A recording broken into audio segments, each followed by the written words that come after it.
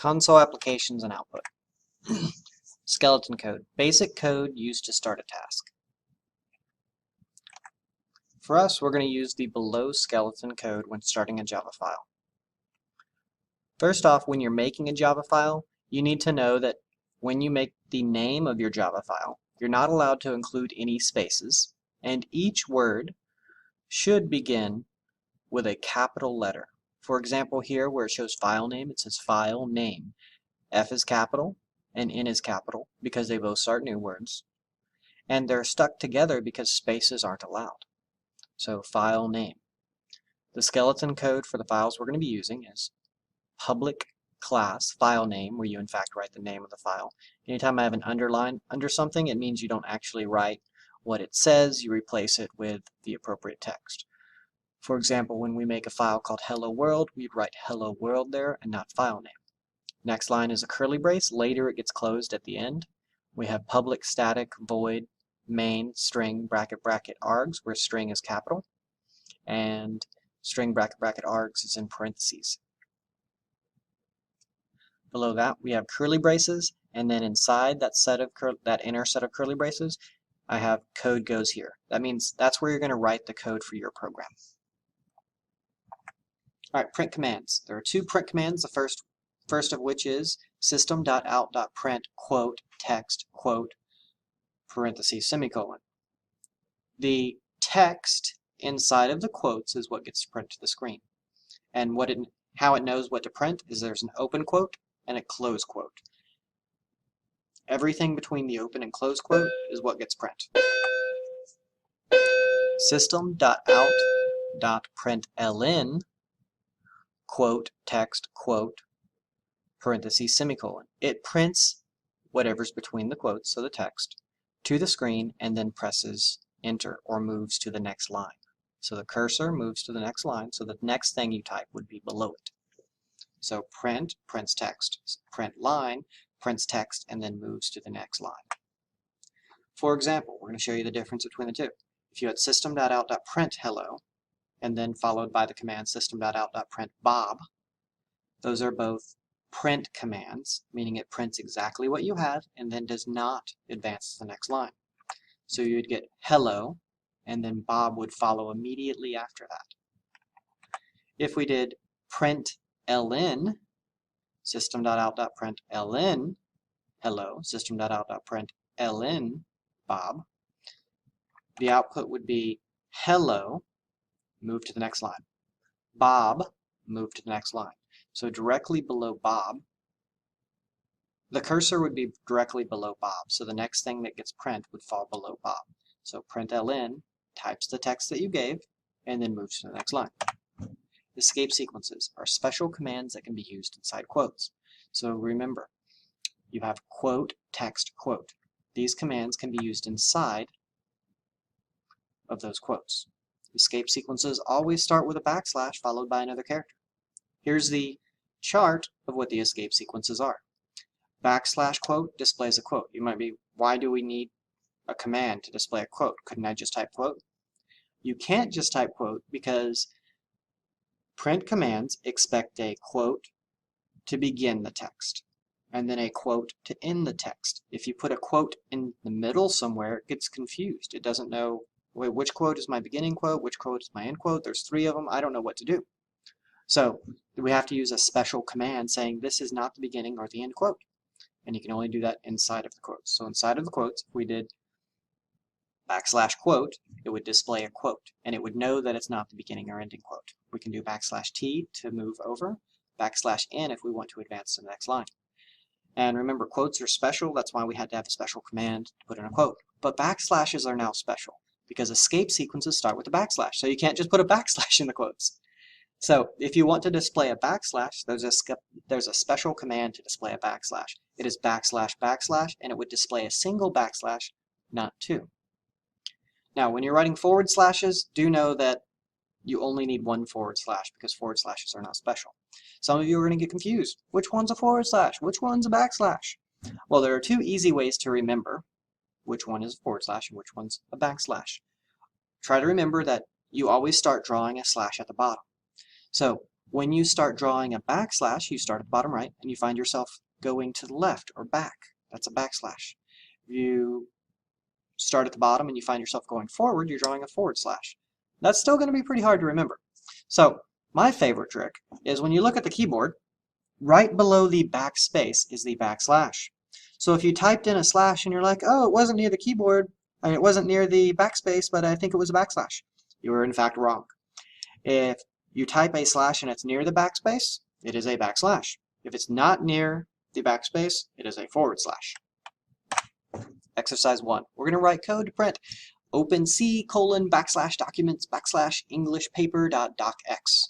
The code for that would be system.out.print open quote, meaning I want to have text, open C:\\\, takes 2 backslashes to get a backslash, documents, //Englishpaper.docx. Our next exercise is write code to print Bob is cool, meaning cool doesn't in fact have the meaning we typically associate with it. We do not actually like Bob. He's not that cool. So we had to put quotes around cool.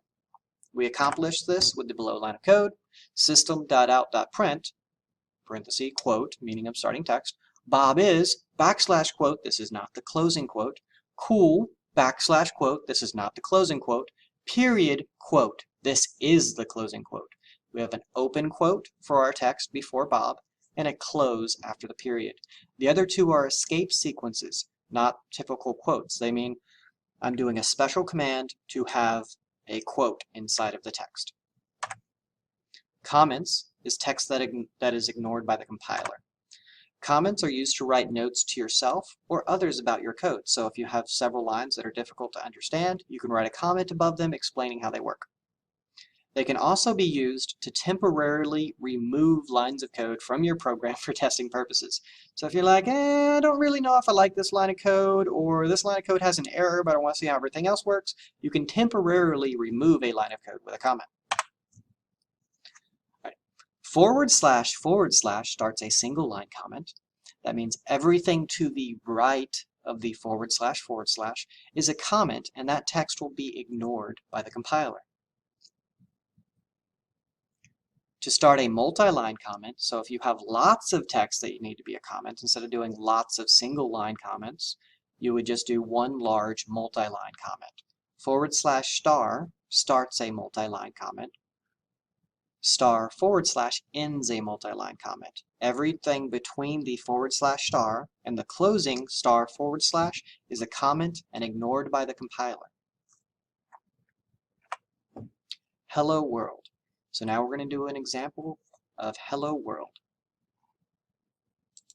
It is a basic starting program that you create in a lot of your intro classes.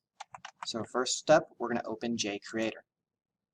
I've made the font size in these projects really large so you can see them if you're working on a small device. First step to making a new file is File, New File. We're going to choose Empty Java File. We need a location for it. I'm going to select Tele, Desktop, Samples, Unit 2, OK. Always make sure you're saving to a location that's yours. Sometimes somebody in a previous class might have saved to their folders, and it's going to default to that location. So you always need to make sure that you save to your locations because you don't have rights to their files. So you'd be like, why won't my file save? Because you don't have rights to that destination. So we're going to name the file Hello World. Notice it's got a capital H and a capital W. And no spaces in between. We're going to start off with the skeleton code. Public class, the file name, which is Hello World, curly brace, curly brace. Public static void main string bracket bracket args for args, curly brace, curly brace. We write our code in here. System.out.println. I could use a println or a print, it doesn't matter here. And I'm going to type Hello World. So I'm going to use an exclamation. Now, whenever you're testing your programs, you always start with build file. Even if you've built it before, we want to get in the habit of always building first, then pressing play. If you just press play, it's going to try to run the file.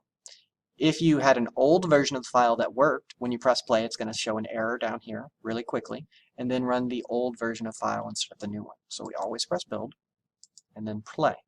Notice it says, "Hello world."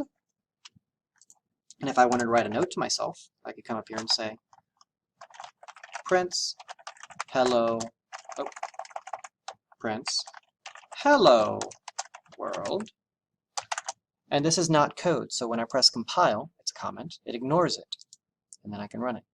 And it says, hello world.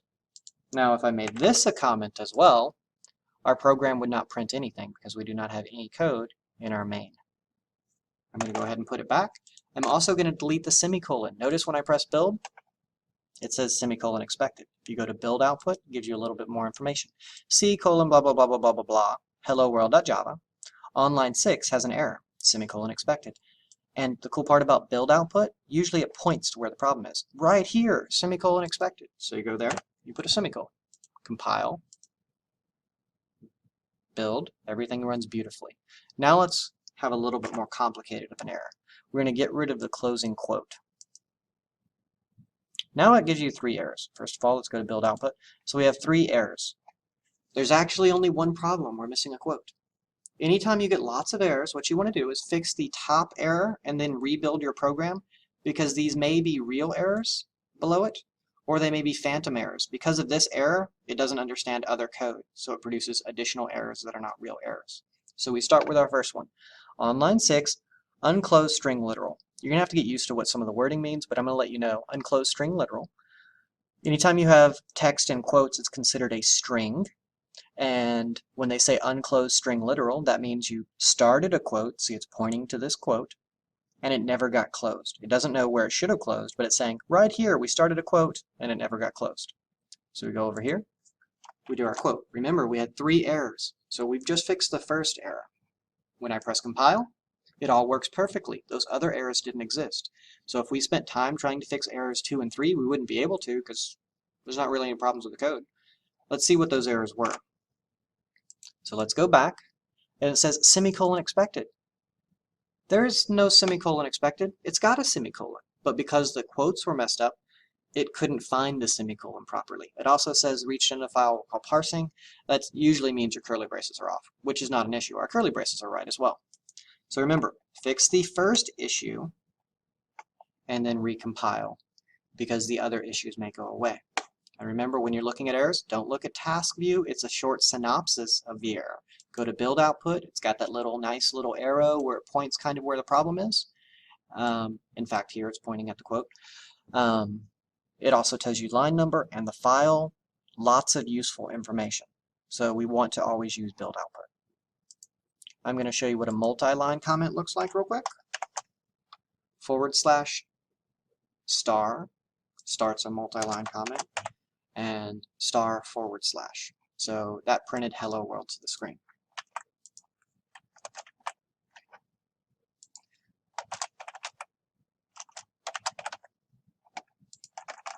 So now we're going to say goodbye world.